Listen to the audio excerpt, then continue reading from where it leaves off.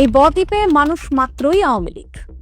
৭১-এর পর থেকে এই দেশের প্রত্যেকটা মানুষ আওয়ামী লীগ হইয়াই জন্মাইছে। তারপরে কর্মদোষে কেউ বাম হয়েছে, কেউ ডান হয়েছে, কেউ বা হয়েছে মধ্যপন্থী।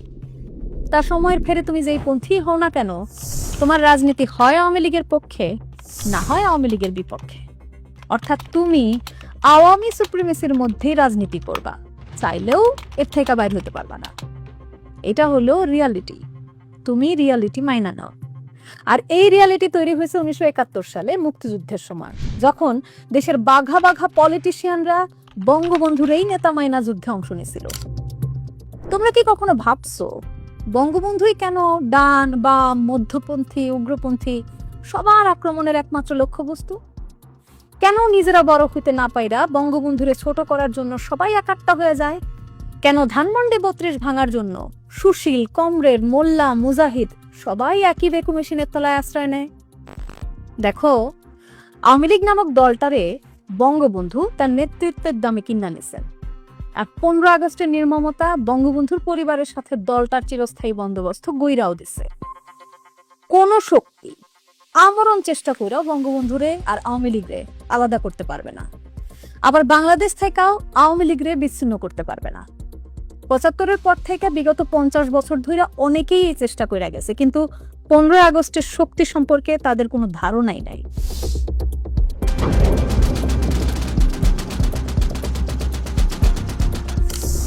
সেই কাল রাত কোনো গল্পের ট্র্যাজেডি না, কিন্তু এটা হলো ইতিহাস। আর এই ইতিহাস তারা মুছা ফেলতে পারবে না। আওয়ামী লীগের নেতৃত্ব থাইকাও শেখ পরিবারের সরাইতে পারবে না। এর প্রমাণ তারা ইতোমধ্যে পাইছে, ভবিষ্যতেও পাবে।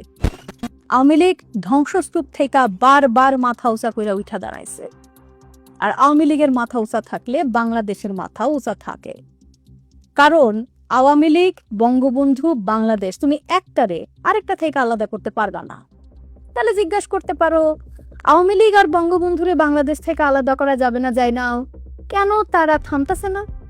কেন তারা এই অসম্ভবের পিছু ছাড়তেছে না? এই কথার জবাব তুমি জানো, আমিও জানি। লড়াই সবসময় জেতার জন্য হয় না। কিছু লড়াই হয় প্রতিপক্ষরে নিজের লেভেলে নামায় আনার জন্য। শত চেষ্টা কইরাও আমি যখন তোমার সমান হইতে পারবো না, তখন কি করব? তোমারে ছোট করার চেষ্টা করব। কারণ তোমারে ছোট করতে পারলেই আমি তোমার সমান হয়ে যাব। বঙ্গবন্ধুর শত্রুরাও এই টেকনিকটাই অ্যাপ্লাই করে, কিন্তু বারবার ব্যর্থ হওয়ার পরও তারা হারায় যায় না। কারণ পুঁটি মাছ জিয়ায় রাখার জন্য বেশি পানির দরকার হয় না। বাইরের শক্তিগুলো এদেরকে অল্প পানিতেই জিয়ায় রাখে। এখন আসো তোমাদের বলি, বাইরের শক্তি আসলে কারা? এই শক্তি হইল আমেরিকা ও তার বন্ধুরা।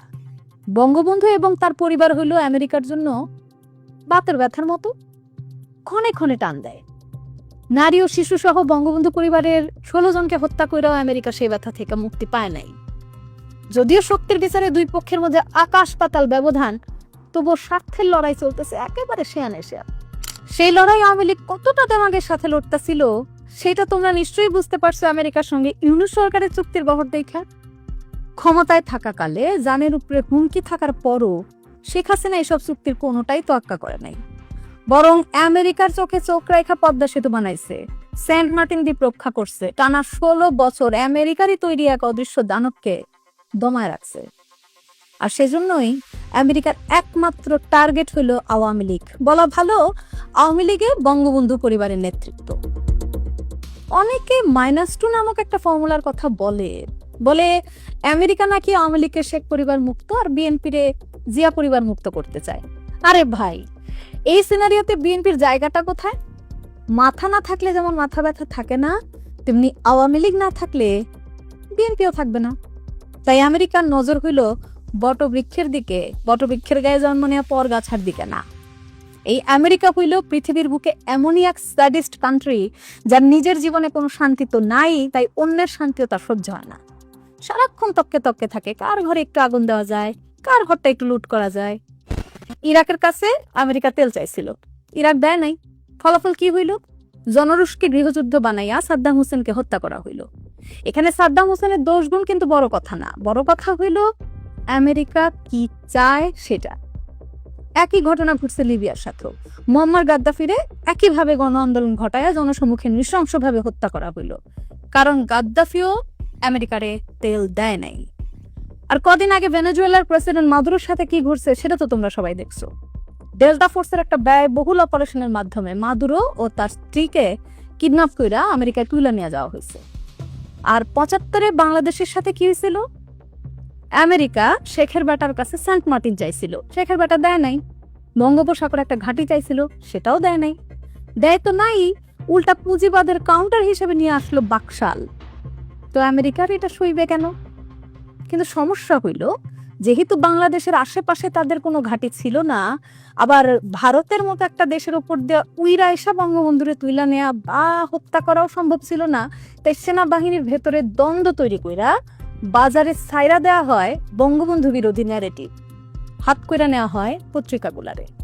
তারপর তথাকথিত বিপথগামী মেজরদের দিয়া বঙ্গবন্ধুরে তার নিজ বাড়িতে সপরিবারে হত্যা করা হয়।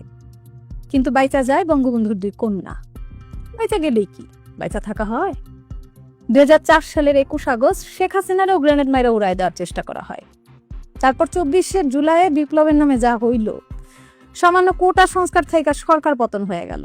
ওদের পরিকল্পনা ছিল শেখ হাসিনারেও হত্যা কইরা জনসম্মুখে ঝুলায় রাখা, আর সে কারণেই তার গায়ে ফ্যাসিস্ট ট্যাগ জুড়া দেওয়া হইল, যেন মুসলিনের মতো তারেও মাইরা ঝুলায় দেওয়া যায়। ঝুলা দেওয়ার কিছু নমুনা ঢাকার ওভারব্রিজে তোমরা দেখছো। যাই হোক, আমাদের মুক্তিযুদ্ধের পরম মিত্র ভারত 75-এ 15 আগস্ট বঙ্গবন্ধুরে বাঁচাইতে না পারলেও এই যাত্রায় শেখ হাসিনারে ঠিকই বাঁচায় নিল। রূপকথার আবাবিল পাখির মতো প্লেন পাঠাইয়া শেখ হাসিনারে নিয়ে যাওয়া হইল প্রবল নিরাপত্তায়। তোমরা কি একবারও ভাবছো এই দেশে মার্কিন সাম্রাজ্যবাদ বিরোধী এত এত বিপ্লবী থাকতে বঙ্গবন্ধু ও তার পরিবারই কেন বারবার আক্রান্ত হয়? কারণ শত্রুরা জানে বাংলাদেশের স্বার্থ রক্ষার রাজনীতি একমাত্র আওয়ামী লীগ ও বঙ্গবন্ধু পরিবারই করে। এক আওয়ামী লীগরে বারবার সর্বগুণ সম্পন্না দেবী দুর্গার ভূমিকায় অবতীর্ণ হইতে হয়। তারে যেমন সাম্রাজ্যবাদ বিরোধী লড়াইটা লড়তে হয়, তেমনি জনমত বিবেচনা কইরা মদিনা সনদের কথাও বলতে হয়। অবশ্য এর জন্য আওয়ামী লীগও কিন্তু কম দায়ী না। আওয়ামী লীগ কখনোই চায় নাই বাংলাদেশে আরেকটা জনপ্রিয় রাজনৈতিক দল বাইরে উঠুক, যারা মুক্তিযুদ্ধের স্বপ্ন ধারণ করবে। যা হোক, এই আলাপ আরেকদিন করবো না, আজ কথা বেশি না বাড়াই। পুরা জুলাই মাস জুড়ে তোমরা বুঝো নাই যে এটা সরকার পতনের আন্দোলন। শেখ হাসিনার পর কে দেশের ভার নেবে এটাও তোমরা ভাবো নাই। আমেরিকা কিন্তু এটা 20 বছর আগে ভাইবা রাখছিল। চিন্তা করে দেখো তো, 2006 সালে সাদ্দাম হোসেনরে হত্যা করা হইল, আবার একই বছর মোহাম্মদ ইউনূসও নোবেল পাইল। সে কি এমন করছে যে দুনিয়ার সব মিডিয়া তারে এত এক্সপোজার দিল? 24-এর 5 আগস্ট সরকার পতনের পর যখন কেউ জানে না দেশটার কি হবে, তখনই আমেরিকা দিল চেকমেট কইরা। ইউনূস সাহেব উইরাইশা সিন্দাবাদের ভূতের মতন আমাদের ঘাড়ে জুড়া বসলো, যেমন ইরাকে জুড়া বসছিল আইএস। গত 16 বছর ধরে যেসব নিষিদ্ধ জঙ্গি জিহাদিদের আটক করা হয়েছিল তারা ছাড়া পাইল। তার মধ্যে 2005 সালে 63 জেলায় সিরিজ বোমা হামলার কারিগর জেএমবি সদস্যরাও ছিল। জামাতের নেতৃত্বে মৌলবাদী গোষ্ঠী এখন ক্ষমতার কলকাঠি নাড়তেছে, অথচ তোমরা ভাবছিলা নতুন প্রজন্ম আইসা দেশ শুদ্ধ করে ফেলাইব। তোমরা রাজাকার আর রাজাকারের বাচ্চারা আলাদা ভাবছিলা, অথচ এনসিপি আর জামাত কিন্তু শুরু থেকে এক। তোমরা সরল মানুষ, বুঝতে পারো নাই। বাংলাদেশ আমেরিকার কুটচালের শিকার আর আক্রমণের টার্গেট হলো আওয়ামী লীগ, এটা যেমন সত্য, সাথে এইটাও সত্য যে এর আগে আমেরিকা যতবার বাংলাদেশকে ধ্বংস করতে চাইছিল সফল হতে পারে নাই। 71-এও পাকিস্তানের পক্ষে তারা 7ম নৌবহর পাঠাইছিল আমাদের সাগরে। তারপর আমরা পাকিস্তানরে হারাইয়া কানে ধরাইয়া মুসলেকা নিয়া ছাইরা দিছি। 75-এ বঙ্গবন্ধু পরিবারে হত্যা কইরাও বাংলাদেশে পকেটে পড়া যায় নাই। এর মাত্র 6 বছর পরেই বঙ্গবন্ধু কন্যা সব ছাইরা ছুইরা একজন সাধারণ নারী থেকে আমাদের অভিভাবক হয়ে ফিরে আসলেন। বরাবরের মতো এইখানেও ভারতের ভূমিকা ছিল পরীক্ষিত বন্ধুর মতোই। 24-এর এই সংকটও আমরা কাটায় উঠবো। তোমাদের আত্মবিশ্বাস নাই? তোমরা পারবা না?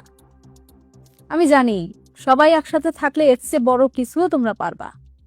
তোমরা বর্গী তাড়াইছো, ব্রিটিশ তাড়াইছো, পাকিস্তানিদের তাড়াইছো, আর সামান্য ডাকাত তাড়াইতে পারবা না? পারবা, প্রত্যেকবার পারছো, এইবারও পারবা। জয় বাংলা।